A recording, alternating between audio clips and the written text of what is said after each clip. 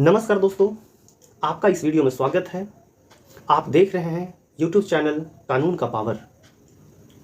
आज हम एक विशेष तथ्य पर बात करने जा रहे हैं जो इस समस्या से मोस्ट ऑफ पर्सन पीड़ित है और उन्हें कोई सुझाव नहीं मिलती है, उन्हें समस्या का हल नहीं मिलता है। तो आज मैं उसी टॉपिक पर बात करूंगा जो वह टॉपिक होगा तलाक कैसे लें। जी हाँ दोस्तों, आप अपने पति एवं पत्नी से या पति पत्नी एक दूसरे से छुटकारा पाने के लिए आप तलाक ले सकते हैं। तो आप बने रहिए इस वीडियो में और इस वीडियो को पूरा देखें। हम इस वीडियो के माध्यम से बताएंगे कि हम 8 प्रकार से 8 माध्यम से हम अपना पति या पत्नी से एक दूसरे से तलाक ले सकते हैं।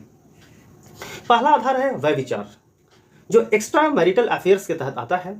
अगर आपका पति या पत्नी कोई भी अगर एक्स्ट्रा मैरिटल अफेयर्स में रहते हैं, व्यभिचार करते हैं, तो अगर इस मामला को अगर आप कोर्ट में साबित कर देते हैं तो इसके आधार पर आप अपना पति या पत्नी से तलाक ले सकते हैं।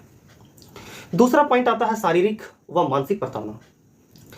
जैसे अगर आप पति और पत्नी एक साथ रहते हैं, एक दूसरे में हमेशा लड़ाई झगड़ा मारपीट या मानसिक प्रॉब्लम जिससे एक दूसरे को टेंशन हो, समस्या हो, जीने पर मजबूर हो, तो शारीरिक या मानसिक प्रताड़ना के वजह से आप पति पत्नी एक दूसरे से तलाक ले सकते हैं।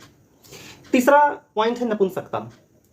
पति या पत्नी दोनों में से कोई भी अगर नपुंसकता का शिकार है, नपुंसक है, तो इसके आधार पर कोर्ट में आप अर्जी दाखिल कर सकते हैं। चौथा आता है बिना बताए 7 साल तक लापता रहना। जी हाँ, आप सही सुन रहे हैं। अगर पति या पत्नी में से कोई भी व्यक्ति उनके बारे में अगर 7 साल तक पता नहीं चलता है कि वह कहाँ रह रहे हैं, किस हालात में रह रहे हैं, या एक दूसरे से किसी भी प्रकार की कोई कनेक्टिविटी नहीं है, तो आप इसके आधार पर आप अपना पति या पत्नी एक दूसरे से तलाक ले सकते हैं। 5वां पॉइंट आता है हिंदू धर्म को छोड़कर कोई अन्य धर्म को स्वीकार कर लेना। तो पति या पत्नी दोनों में से कोई भी व्यक्ति अगर हिंदू धर्म को छोड़कर कोई अन्य धर्म को अपना लिया गया है तो आप इसके आधार पर आप कोर्ट में डाइवोर्स का अर्जी दाखिल कर सकते हैं। 6 नंबर में आता है पागलपन। तो दोनों में से कोई भी यानी कि पति या पत्नी दोनों में से कोई भी अगर पागलपन का शिकार हैं, जो मानसिक संतुलन खो बैठे हैं, तो इसके आधार पर भी आप अपना पति या पत्नी से तलाक ले सकते हैं। 7वां पॉइंट है लाइलाज बीमारी, वैसा संक्रमित बीमारी या वैसा बीमारी जिसकी इलाज संभव नहीं है। तो यही लाइलाज बीमारी के वजह से आप पति पत्नी एक दूसरे से डाइवोर्स की अर्जी कोर्ट में दाखिल कर सकते हैं। 8वां पॉइंट आता है वैराग्य जीवन।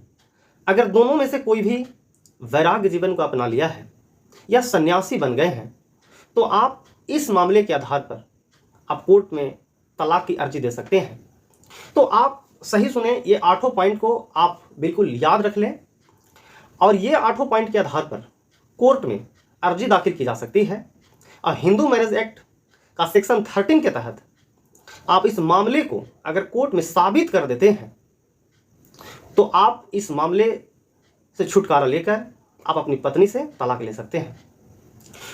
तो जैसा कि आप जानते हैं दोस्तों कि कोई भी पिटीशन, कोई भी तलाक का पिटीशन अगर कोर्ट में प्रस्तुत करता है तो वो व्यक्ति को साबित करना होता है इसकी जो भी इसकी समस्याएं हैं।